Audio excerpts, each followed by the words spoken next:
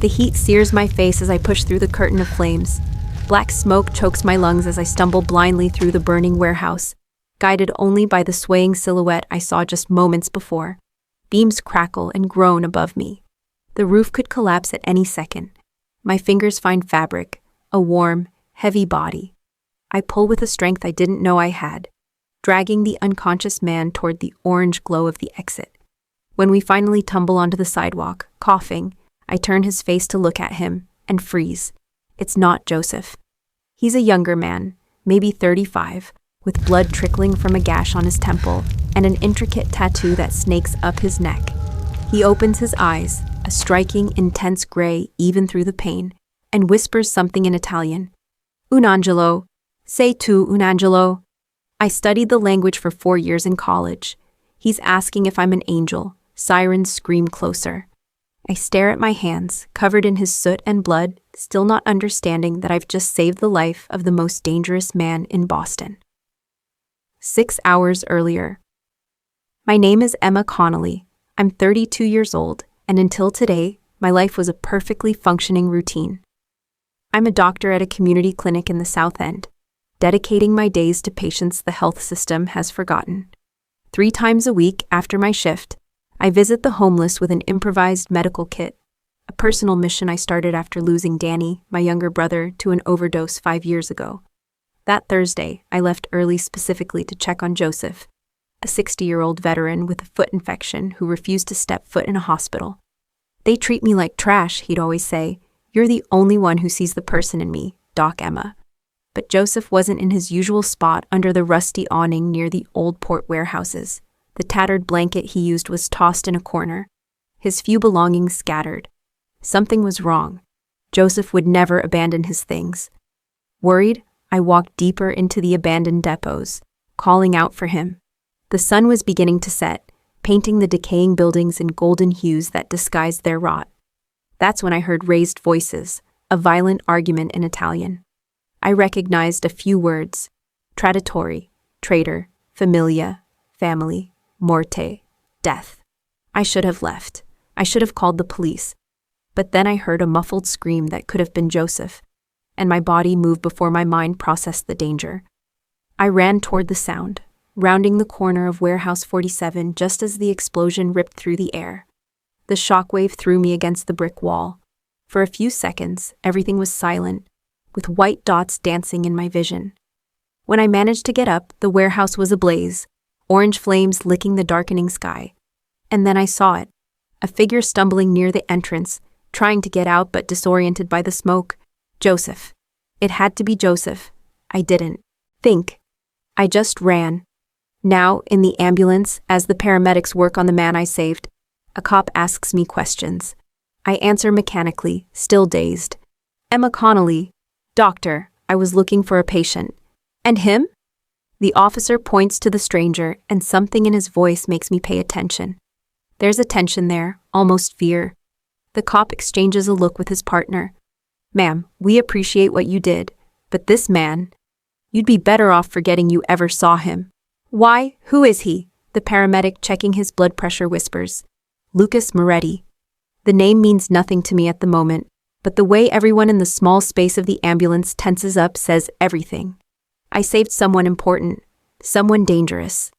At the hospital, nurses rush in, not with the usual professional urgency I know so well, but with visible fear in their eyes. Doctors I've never seen before materialize out of nowhere. The man, Lucas Moretti, is whisked away to a VIP room I didn't even know existed in this public hospital. I stand there in the hallway, my clothes burned and hands shaking, when a woman approaches. Perfectly coiffed black hair, a suit that costs more than my car, eyes that assess my every detail in seconds. "You saved him," she says. It's not a question. "Yes." "Why?" The same question the cop asked, but with a different weight. "Because someone needed help." She studies me for a long moment. "My name is Julia Moretti. Lucas is my cousin." She hands me a card. "The family has a debt to you. It is not something we take lightly." After she leaves, I search for the name on my phone. The first news articles are vague. Lucas Moretti, businessman, owner of restaurants and import companies. But the deeper I go, the darker the undertones become. The Moretti family, Boston's North End. Ties to organized crime that were never proven but always whispered. I saved a mobster, not just any mobster, the boss. 2 days later, flowers arrive at the clinic. Not a common bouquet, but 3 dozen white peonies, my favorite, a detail I haven't mentioned to anyone recently. How did he find out? The card has only 2 words in elegant handwriting. Thank you, L. Whoa, Emma, my colleague Sarah whistles. Who's the secret admirer? Nobody, I lie, tucking the card into my pocket. Must be a mistake. But the following week, he shows up. It's 6 in the evening, closing time. I'm organizing patient files when the door opens. Lucas Moretti is wearing an impeccable gray suit, every detail perfect from the watch I recognize as a Patek Philippe to the Italian leather shoes that gleam under the fluorescent light. The gash on his temple is covered by a discreet bandage, but the intensity of those gray eyes remains unchanged since the night of the fire. I needed to thank you personally, he says. His voice is deep, carrying a barely noticeable Italian accent that makes every word more intimate. You didn't have to. I did what anyone would do. No. He moves closer, and I realize he's taller than he looked lying on the stretcher. No one else would. No one else did. You walked into a burning building for a complete stranger. Why? I thought it was someone else, I admit. A patient of mine. And when you found out it wasn't, I think back to the moment I saw his face, covered in soot and blood. I had already saved you. It didn't matter who you were. Something shifts in his expression, as if I had given the answer to a question he didn't even know he was asking. Have dinner with me, he says, to thank you properly. I can't. Why not? Because I know who you are now. He smiles, not the polished smile he probably uses in meetings, but something genuine and almost melancholy. And who am I, Dr. Connolly? Someone too complicated for my simple life. Perhaps, he agrees, but you at least owe me a conversation. After all, you called me an angel. He notices my surprise. I remember everything. Your face was the last thing I saw before I passed out, and the first when I woke up. It's hard to forget. Against my better judgment, I accept a coffee. Just coffee, I promise myself. He takes me to a small Italian cafe in the North End that is clearly closed just for us. The owner, a 70-year-old man, greets Lucas with a familiar hug and looks at me with poorly disguised curiosity. Tony, this is Emma, Lucas says in Italian. La dottoressa che mi ha salvato. The doctor who saved me. Tony's eyes widen. He takes my hands in his, rough and warm. Grazie mille. You saved a good man. As Tony brings espresso and homemade cannoli, I study Lucas. There's a duality to him, power and vulnerability, danger and something surprisingly gentle. You understand Italian, he observes. It's not a question.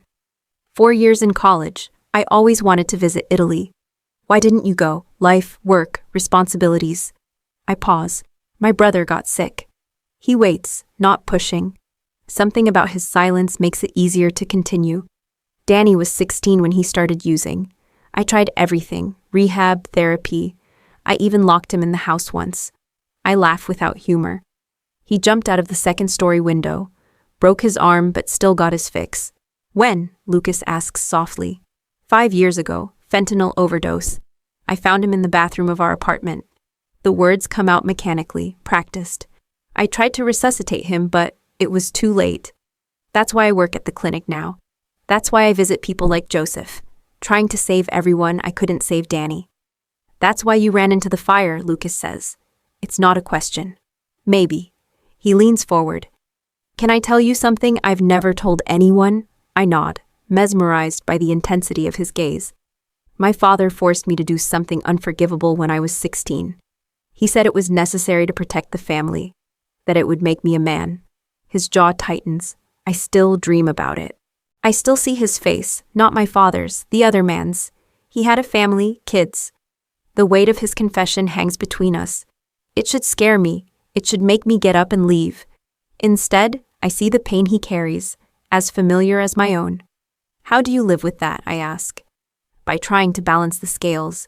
Every life I protect, every young person I get off the streets, every family I help, It's impossible math, but I keep trying. Is that why you have those programs? I remembered seeing them during my research. Community centers, scholarships, all discreetly funded by Moretti companies. You did your homework. I always do. He smiles again, that real smile that transforms his face. I like that about you. No games, no pretense. It's easier that way. It's rarer than you think. The following weeks set a pattern. Lucas shows up at unexpected times. Sometimes with food. You forget to eat when you work. Sometimes just to talk. I learn about his world in fragments. How he inherited the empire from his father at 23. Returning from Harvard where he was studying to be anything but this. How he tries to modernize operations, make the businesses more legitimate, but faces resistance from an old guard that includes his own consigliere, Marco. I meet Marco one afternoon when Lucas insists on escorting me to my car after a particularly late shift. Marco is waiting by Lucas's Bentley, a man in his 50s with scars that tell stories I'd rather not know. He assesses me the way Julia did, but with thinly veiled hostility. Questa è una debolezza, he says to Lucas in Italian. Assuming I don't understand. This is a weakness. Stai attento, Marco, Lucas replies in a tone that makes the older man step back. Be careful, Marco. Later, Lucas apologizes. Marco is protective. He sees threats everywhere. He's not wrong, I say. I'm a vulnerability for you. No. Lucas stops walking, turns to face me. You are the first real thing in my life in years. The first kiss happens 2 weeks later, ironically after our first fight. Lucas discovered I was still visiting dangerous areas alone at night. It's reckless, he practically yells, pacing back and forth in my small office. Do you know how many enemies I have? How many people would love to hurt you just to get to me? I won't live in fear, I shout back. These people need help. Let me arrange protection for you. No, I am not your property to protect. It's not about property. He stops in front of me, frustration evident in every line of his body.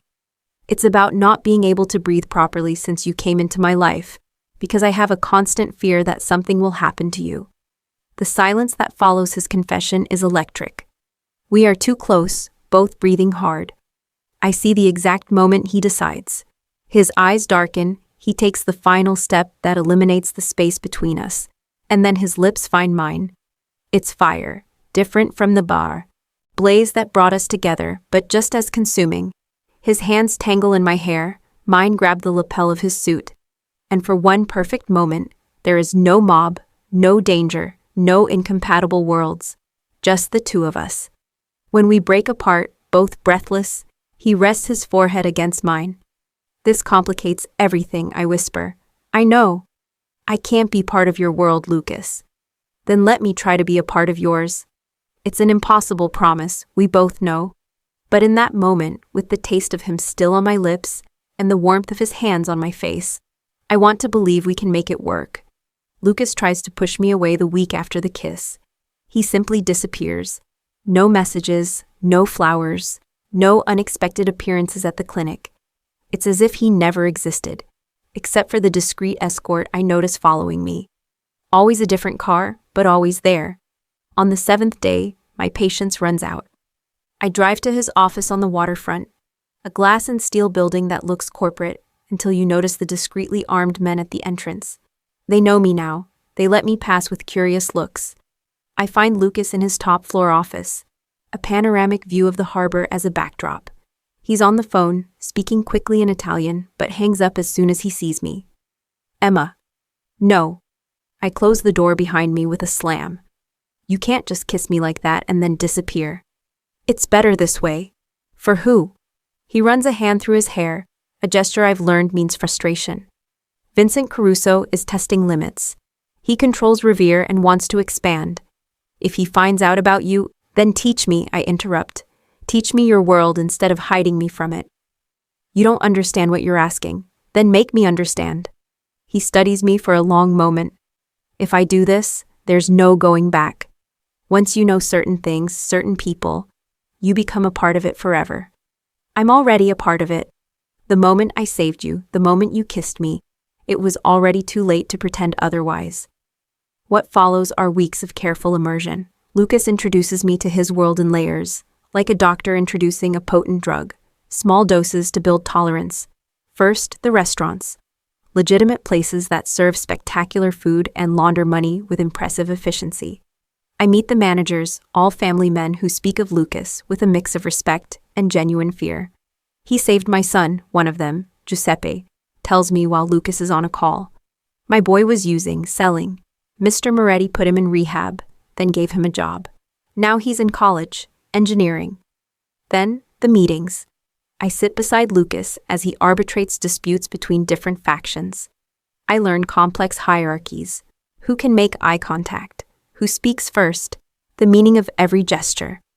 It's a deadly choreography where one wrong step can start a war. Marco remains hostile, but Julia surprisingly becomes an ally. You humanize him, she tells me during a dinner where I'm formally introduced as Lucas's girlfriend, a title that carries weight in this world. I've never seen him like this. Careful. He's always been careful. No, he's always been strategic. It's different. Strategy is about winning. Care is about not losing. She sips her wine. With you, he has something to lose. The first real threat arrives on a Tuesday. I find my car vandalized in the clinic parking lot. Broken windows, a message scratched into the hood. He can't protect you. Lucas is livid. He doesn't yell, he doesn't break things. He goes quiet in a way that is infinitely more terrifying. This ends now, he says in a dangerously calm voice. What are you going to do? What's necessary, Lucas? No. He turns to me, and I see the man everyone fears. This is a line you don't cross. Threatening you is a declaration of war. I don't want a war because of me. It's not your choice. He softens, touches my face. In my world, showing weakness is a death sentence. If I don't respond, you're not the only one in danger, but everyone under my protection. It's the first time I truly understand the weight he carries. Not just his own life, but hundreds of people who depend on his strength for survival. Lucas increases security around me, but he also does something unexpected. He trains me, not in violence, but in survival. How to identify threats, escape routes, signs of danger. How to read a room, know who is an ally, who is neutral, who is an enemy. You have an advantage, he says, during one of these sessions. No one expects the sweet doctor to be observant. Use that. And I do. During a formal dinner with Lucas's associates, I notice how one of the men, Salvatore, avoids eye contact with Vincent Caruso when he's mentioned. It's a small detail, but a significant one. I mention it to Lucas afterward, and his eyes narrow. Salvatore has been family for 20 years, he murmurs. People change. He's right to be cautious. Julia discovers through her own sources that there's an informant in the Moretti organization. Someone is passing information to Vincent. Paranoia sets in. Marco suspects me, a convenient new addition to the inner circle. Others suspect each other. This is what Vincent wants, Lucas says one night, exhausted after subtly interrogating half a dozen lieutenants. To divide us from within. We're in his Back Bay penthouse, a place that has become our sanctuary. It's the first night I spend the whole night with him, and there's an intimacy in sharing the space that goes beyond the physical. I see him without his armor, hair messy, shirt unbuttoned, vulnerable in a way he never shows the world. How do you stand it, I ask, lying in his arms, never knowing who to completely trust? I trust you. How can you be sure I'm not the informant? He laughs, a low sound that vibrates in his chest. Because you're a terrible liar. Your face shows every thought. That's not true. You're thinking right now that maybe you should practice lying better. Damn, he's right. We fall into a comfortable silence, but I feel the tension growing in him. What's wrong? Vincent is planning something big. All the signs are there, money moving, new men coming in from New York. He even bought property near the waterfront. He kisses my forehead. Maybe you should get out of town for a while. No. Emma. No, Lucas, I don't run. I didn't abandon Danny when things got tough. I won't abandon you. This is different. Is it? I sit up, facing him. Tell me how it's different to love someone with demons, to try to save them even when they don't want to be saved. He pulls me back, kisses me with a desperation he doesn't show in words. We make love that night with the urgency of people who know that time is running out. Every touch is a promise, every sigh a confession. When I fall asleep in his arms, I dream of fires, not the one that brought us together, but one that is yet to come. I wake up to Lucas's phone ringing. 3 a.m, he answers, and I see the color drain from his face. When? Where? No, stay where you are. I'll be there in 20 minutes. What happened? Vincent made his move. He attacked 3 of my restaurants simultaneously. Fires. The irony isn't lost on either of us. And Emma? He left a message. He wants a meeting. Tomorrow night. Neutral territory. It's a trap. Obviously, he gets up, starts getting dressed. But if I don't go, I look weak. Then take me, he stops. Absolutely not. Think about it. Taking your girlfriend to a peace meeting? It's a statement that you don't expect violence, that you're confident. It's too risky. Your whole world is a risk, Lucas. At least let me choose my own. The Volkov restaurant looks like a Soviet fortress disguised as a fine dining establishment. Russian territory, supposedly neutral. Alexei Volkov has no interest in Italian wars hurting his business. Or at least that's what everyone believes. I walk in beside Lucas, wearing a black dress that Julia chose. Elegant but allows for movement. Marco is with us, along with 2 trusted guards. Across the private room, Vincent Caruso is already waiting with a similar contingent. Vincent is everything Lucas is not. Flashy where Lucas is discreet, cruel where Lucas tries to be fair. His eyes assess me like a predator studying its prey. So this is the famous doctor, Vincent says, a smile that doesn't reach his eyes. The woman who pulls men from the fire. Vincent, Lucas greets him curtly. Let's get to the point. Always straight to business. That's why the old man preferred you over his own brother. Vincent pours himself vodka from the bottle on the table. But business has changed, Lucas. You're weak, distracted. While the men negotiate territory and percentages, I maintain the role of the decorative girlfriend. But I'm watching, counting. The waiter serving our table keeps his left hand strangely in his pocket. A rigid posture, weight distributed as if he's compensating for an injury or hiding a gun. I touch Lucas's knee under the table. 3 quick touches, a pause, 2 touches. Our code for danger. Lucas shows no sign of noticing, but I saw a muscle in his jaw tighten. He understood. You know, Vincent, Lucas says casually, I've always admired your ambition. Remember when we were kids? You always wanted what was mine. And I always got it, Vincent replies. No, you took it. It's different from getting it. Lucas leans forward. The problem is, you never learn the difference between taking power and keeping it. It's a signal. I don't know what for, but I recognize it. The restaurant doors lock electronically with an audible click. Vincent smiles. His trap, he thinks. But Lucas doesn't look surprised. Did you really think I'd come here unprepared? Lucas asks. Men emerge from the kitchen. Not 2 or 3, a dozen, all armed. But something is wrong.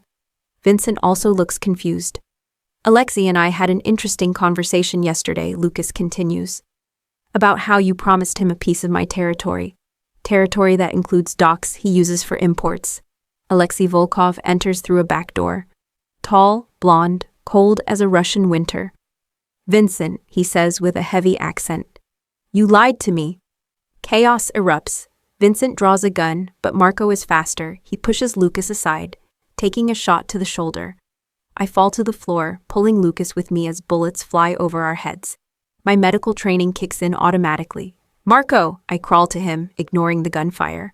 Pressure on the wound, elevation. Blood, a lot of blood, but not arterial. You'll be okay, I say, in the calm voice I use with panicked patience. Marco grabs me with a bloody hand. Ero sbagliato, he whispers in Italian. I was wrong. You're not his weakness. You're his strength. A table flips over, creating a barrier.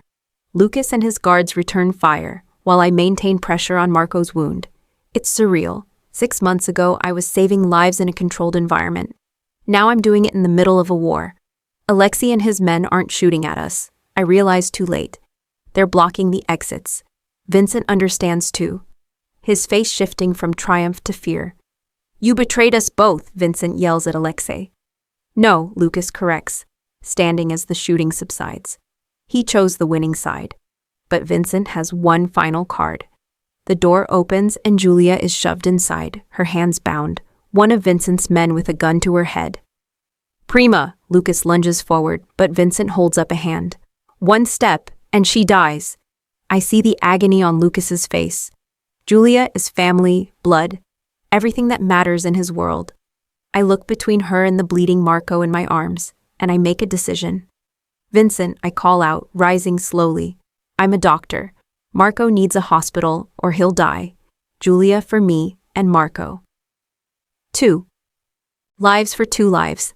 Emma, no, Lucas whispers. Vincent considers. The doctor has guts. I accept. I walk slowly to the middle of the room. Vincent signals, and the man releases Julia, who runs to Lucas. I keep walking. Emma, Lucas yells. Take care of Marco, I reply without looking back. He needs surgery. I'm almost at Vincent when Alexei speaks. You know, Vincent, you should have read the contract more carefully. Vincent turns, confused. It's all the distraction I need. The syringe I hid in my sleeve, a habit from years of carrying medical supplies, finds his neck. A potent sedative, a dose to take down a horse.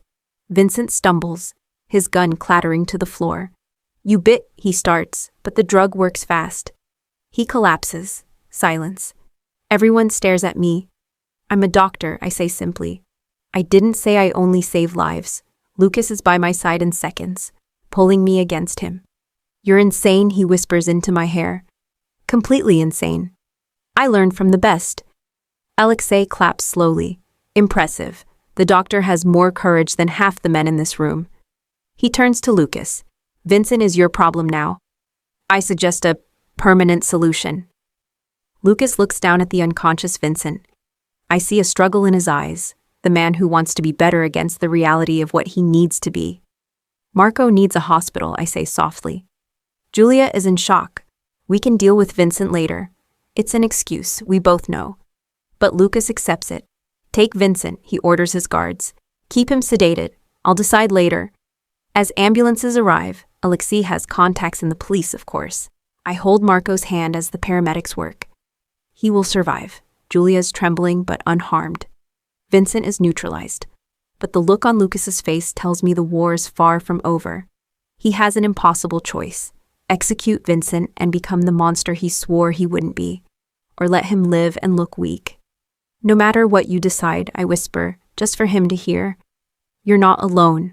He kisses my forehead, a tender gesture in the middle of the chaos. That's exactly why it's impossible. 3 weeks later, Boston has a new equilibrium. Vincent is dead, an official heart attack, but everyone knows the truth. Lucas made the decision in the pre-dawn hours the day after the confrontation, alone with Vincent in a room while I was taking care of Marco at the hospital. I never asked for the details. Some truths are too heavy to share.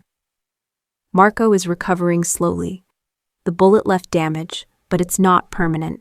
He insists that I visit him daily, calling me Dottoressa with a respect that borders on devotion. You saved my life twice, he says. At the restaurant and before that, you saved Lucas from the fire. Without him, I'd have no purpose. Julia has changed too. She saw a dark side of her cousin that the family prefers to ignore. She's still the family lawyer, but with a new distance. Thank you, she told me once, for choosing me in the trade. It wasn't your obligation. Yes, it was, I replied. It's what family does. She cried then, hugging me tightly. Lucas is different, quieter. The weight of having done what he swore to avoid, becoming exactly like his father, has left a visible mark. He spends more time at the office, less time with me. Not out of a lack of love, but from an excessive guilt. That's why I'm here now, at 3 a.m, entering his penthouse with a key he gave me but never expects me to use. I find him on the balcony, watching the city sleep, a glass of untouched whiskey in his hand. You're pushing me away, I say, without a preamble, deciding on your own that I'm better off without you. You are, he replies without turning. Nonsense. That makes him turn. Emma, I killed a man. With my own hands. How does that not scare you? Because I know you. I know you're broken by it. I know you tried every other option. I know you did it to protect not just me, but dozens of families who depend on you. That doesn't justify it. I'm not justifying it. I'm saying I understand, and I still choose you. He laughs bitterly. You choose a monster. I move closer, take the glass from his hand, and place it on the table. Remember what you said when we first met? That I try to save everyone because I couldn't save Danny? He nods. You're not my salvation project, Lucas. I'm not here to fix or redeem you. I'm here because I love you, all of you, including the dark parts. What if one day you look at me and see only the monster? Then I'll remember pulling you from the fire, as many times as it takes. He finally breaks, pulling me against him, burying his face in my neck. I feel dampness, tears he would never show to anyone else. We stay like that, embracing on the balcony until the sun begins to rise over Boston. The city slowly wakes up, oblivious to the drama that unfolded in its shadows. I'm going to change things, Lucas whispers. It'll take time, but I'll make everything legitimate. For you, for us. For you too, I correct him. Do it for you too. A year later, we're in the same spot watching the harbor. The first completely legal shipment has just arrived. A landmark in a transformation that will take years to complete. No regrets? Lucas asks, lacing our fingers together. I think of everything.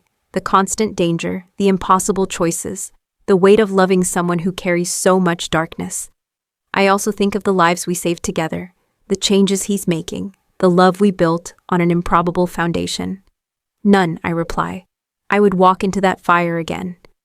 He kisses me as the sun paints the sky in gold. We don't know what the future holds, but we'll face it together. Two survivors of different fires, choosing to create their own light in the darkness.